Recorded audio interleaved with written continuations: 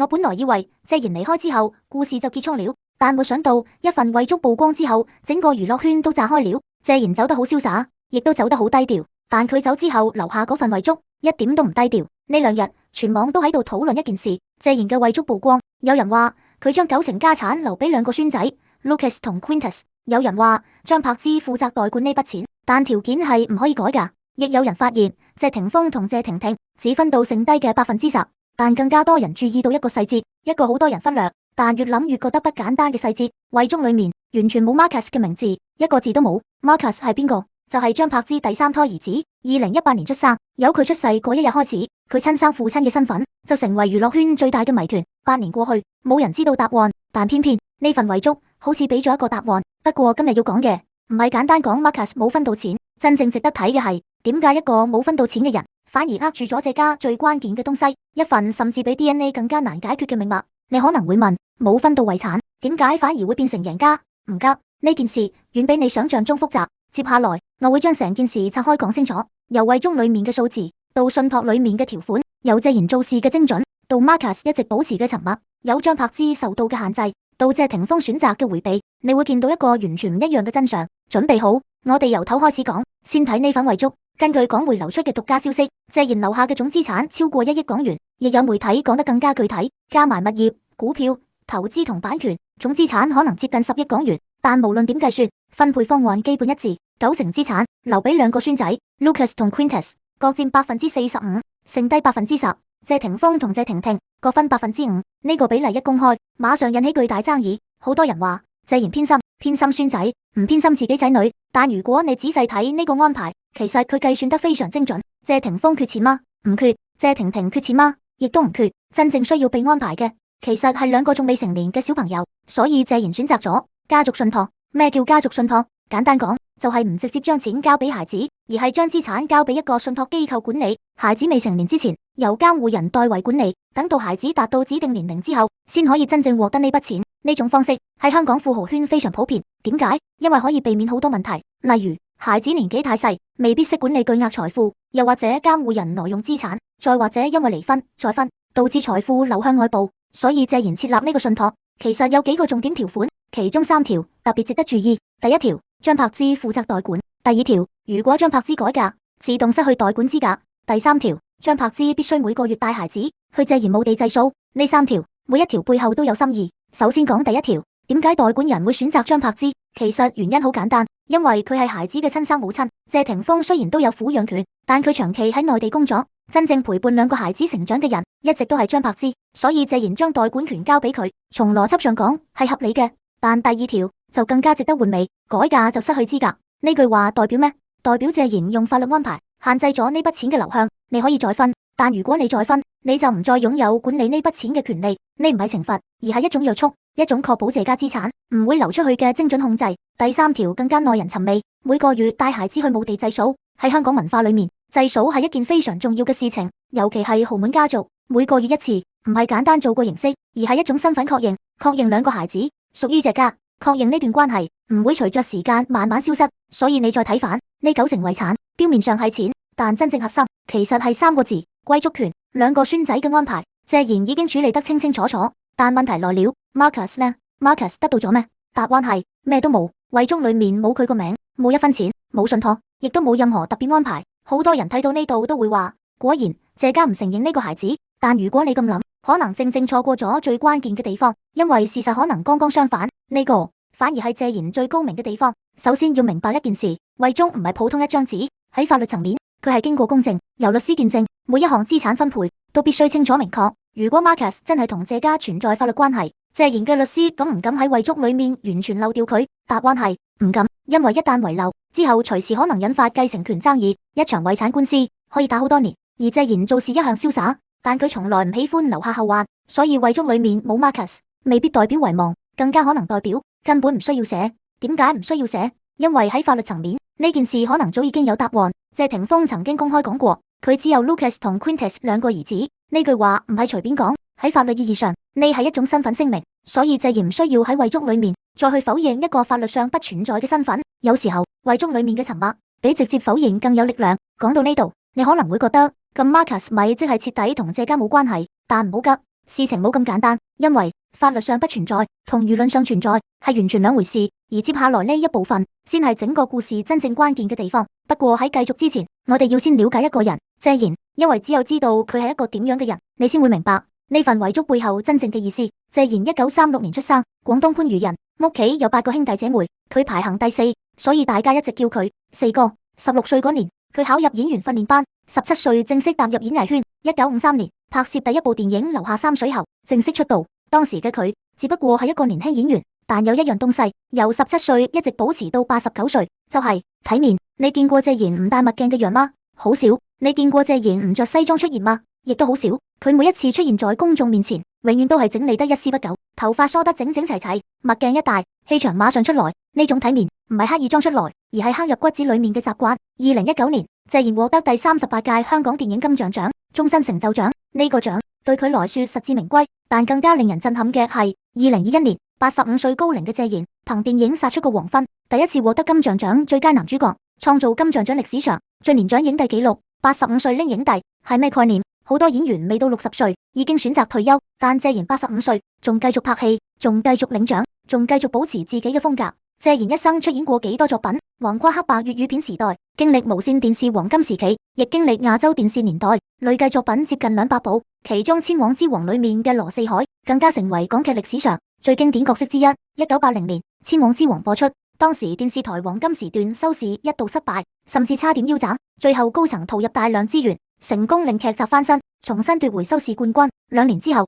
謝賢同汪明荃合作《萬水千山總是情》，平均收視達到50點，成為電視史上極具代表性嘅收視奇蹟。50點收視係咩概念？喺香港，1點收視大約代表6.5萬觀眾，50點即係超過325萬人同時觀看。當時香港人口只有700多萬，幾乎每2個人裏面就有1個人收睇。2001年，周星馳電影《少林足球》上映，謝賢飾演反派強雄，呢個角色亦成為好多內地觀眾最熟悉嘅謝賢形象，狠、霸氣、氣場全開。周星馳後來悼念謝賢時引用過2句詩：舉雙白眼望青天，假如用樹臨風前。呢2句原本係杜甫形容李白，但周星馳用嚟形容謝賢，你覺得誇張嗎？其實一點都唔誇張，因為喺粵語片黃金年代，謝賢就係咁樣嘅存在，風靡無數觀眾。首席小生，香港影壇頂級人物，王晶曾經拍過一段悼念短片，裏面講過一句話，分量非常重。佢話香港有史以來最瀟灑嘅男明星離開咗，可能30年都未必再出現一個周星馳。而如果講謝賢，可能未來50年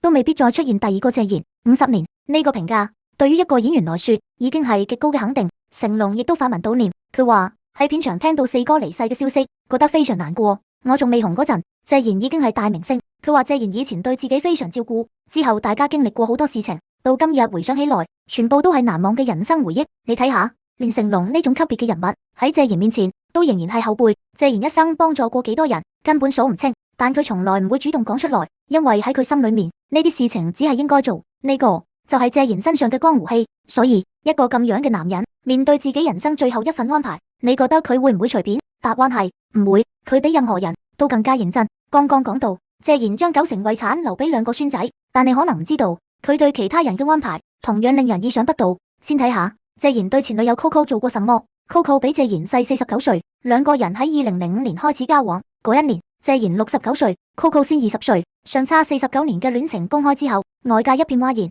幾乎冇人睇好。有人話 Coco 係為了錢，亦有人話謝賢係老牛食嫩草。但令人意外嘅係，2個人竟然一齊走過10幾年，直到2018年先正式分手。分手嗰陣，謝賢俾咗 Coco2000萬港幣，仲幫佢度過債務危機。Coco 後來接受訪問時講過一句話：謝賢唔止係我人生伴侶，更加係我人生裏面嘅恩人。恩人2個字分量其實非常重，因為 Coco 講嘅唔單止係金錢，而係謝賢喺多年關係裏面給予佢嘅照顧、支持同人生指引。當年謝賢自己投資失敗，面對巨大經濟壓力嘅時候，Coco 並冇離開，佢一直陪住謝賢一齊度過困難。所以謝賢分手時俾佢2000萬，唔係簡單補償，而係一種感謝。再睇謝賢對第一任妻子甄珍嘅態度。謝賢第一段婚姻對象係台灣女星甄珍，當年嘅甄珍被稱為台灣第一美女。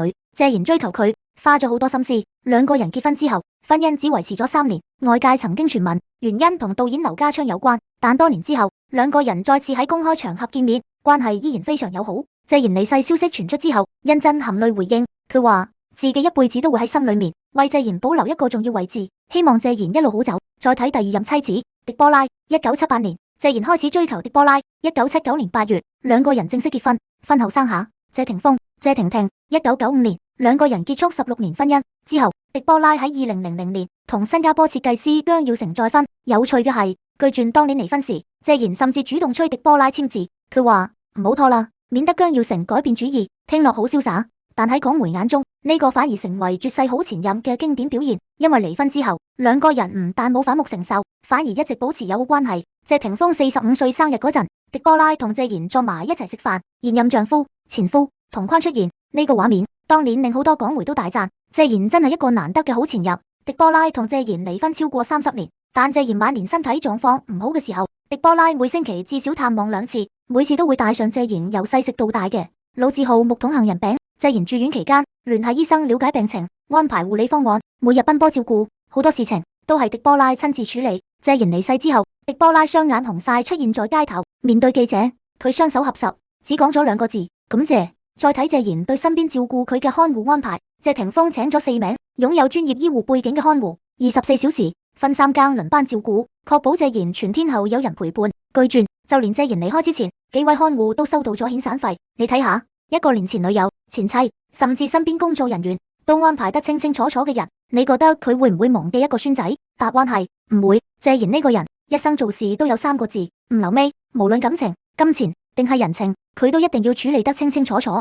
所以遺囑裏面冇 Marcus，絕對唔會係一個意外。我哋反去睇呢份信託，嗰9成遺產，謝賢其實設計咗一個非常複雜嘅信託結構。點解？因為佢想確保呢筆錢唔會被浪費，唔會被挪用，更加唔會落入外人手上。好多香港富豪都會採用類似方式，例如李嘉誠家族信託，亦都係類似結構。但呢個信託最核心嘅地方唔係錢點分，而係邊個有資格管理呢筆錢。謝賢選擇嘅代管人係張柏芝，呢個決定令好多人大感意外，因為張柏芝早已經唔再係謝家媳婦，但謝賢偏偏選擇咗佢。點解？其實有2個原因。第一，張柏芝係孩子嘅親生母親，冇人會比一個母親更加關注自己孩子嘅利益。第二，謝賢相信張柏芝，雖然佢同謝霆鋒已經離婚，但呢幾年張柏芝點樣照顧2個孩子，謝賢一直睇喺眼內，所以佢將9成資產背後真正嘅控制權交到張柏芝手上。但與此同時，謝賢亦加咗3條限制，我哋逐條拆開睇。第一條限制，改嫁即失去代管資格。呢句話嘅分量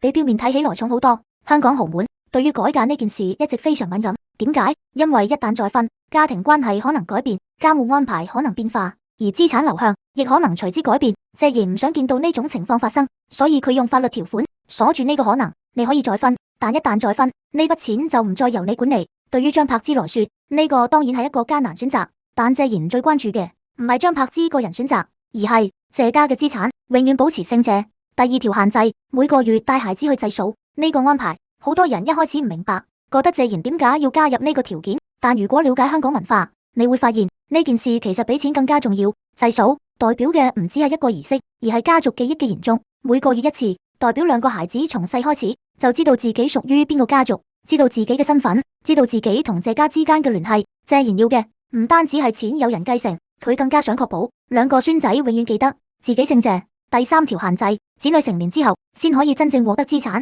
呢個係家族信託裏面最常見嘅安排，但亦都係最容易被忽略嘅一點，因為呢代表喺2個孩子成年之前，佢哋真正依靠嘅唔係嗰筆錢，而係張柏芝。所以你睇返整個安排，謝賢表面上將9成資產留俾2個孫仔，但真正被綁定嘅人其實係張柏芝。佢用錢將張柏芝固定喺謝家嘅關係網裏面，你唔可以隨便改變安排。你要帶孩子去祭掃，你要照顧好呢2個孩子。謝賢冇親口講出呢啲話，但佢嘅遺囑已經替佢講晒。講到呢度，你可能已經開始發現，謝賢呢個人表面上瀟灑風流，但實際上佢比任何人都精明。佢一生做過好多瀟灑嘅決定，但唯獨面對遺囑，佢一點都唔瀟灑，因為每一個細節佢都計算得非常清楚。咁問題就來了，點解偏偏喺 Marcus 呢件事上，佢好似咩都冇安排？你可能會話，因為佢根本唔在乎。但我要講一個完全相反嘅觀點。其實謝賢算過，而且算得比任何人都狠，呢先係整個故事最關鍵嘅部分。請你認真聽，因為接下來可能係整件事最關鍵嘅地方。好多人一直話 Marcus 冇分到錢，就代表謝家唔承認佢。但如果我話俾你聽，唔分錢，可能正正因為佢根本唔需要靠分錢去證明自己。你可能覺得呢個講法好似強詞奪理，但唔得。我哋換一個角度睇，先問一個問題：咩叫命脈？錢當然可以叫命脈，但喺今日呢個時代，有一樣東西甚至比錢更加重要，就係話題。你諗下，謝霆鋒同 Lucas、Quintus 之間有冇爭議？冇，大家都承認佢哋係謝家人。謝賢同張柏芝兩個孫仔之間有冇爭議？亦都冇。離婚歸離婚，但孫仔始終係謝家血脈。唯獨 Marcus 2018年出生，父親身份一直空白。8年過去，全網都仲喺度猜，而這個不知道就係謝家最大嘅話題，而話題中心就係 Marcus 本人。我哋一層一層分析。第一層，對謝霆鋒嘅挑戰。謝霆鋒曾經公開講過一句話：我只有2個兒子 ，Lucas 同 Quintus。呢句話講得非常清楚，但關於 Marcus，謝霆鋒一直冇正面回應。點解？唔係因為佢唔想，而係因為無論回應什麼，都會製造新一輪話題，所以謝霆鋒選擇沉默。但有時候沉默本身就係一種回應，因為 Marcus 嘅存在一直都喺挑戰一句話：我只有2個兒子。你講你只有2個，但點解你前妻第3個孩子會一直令外界聯想到你？這個問題謝霆鋒避唔開，只要 Marcus 一日冇被謝家公開切割，謝霆鋒一日都會面對呢個問題。呢個就係一種明白，你唔想提，但你避唔到。再睇一個細節，謝霆鋒喺父親離世之後發佈過一篇長文，裏面講到父親留下嘅遺言，講到表演一定要繼續，講到希望大家記住謝賢最瀟灑嘅樣子。但成篇文章裏面佢冇提過 Marcus 一個字都冇。呢唔係巧合，而係一次非常精準嘅回避，因為謝霆鋒知道只要喺呢個時間點提 Marcus，甚至只係輕輕暗示一句，輿論焦點馬上就會改變，大家唔會再集中悼念謝賢，而會開始討論 Marcus 到底係邊個嘅孩子。所以佢選擇唔講，佢用沉默保護父親最後嘅告別。但這個沉默本身亦都成為一個信號，代表咩？代表呢件事並唔係簡單一句否認就可以結束。如果係完全虛假，其實大可以直接否認，就好似以前面對其他傳聞一樣。但佢冇，所以 Marcus 呢個話題一直牢牢存在喺謝家輿論裏面。謝霆鋒動唔到，亦都無法完全切割。第二層，對張柏芝嘅見證。張柏芝生下 Marcus 嗰陣，佢冇公開生父身份，冇解釋，冇回應，亦都冇承認任何傳聞。佢只係發佈一張照片，告訴大家自己生咗第3個孩子之後，佢一個人照顧3個孩子。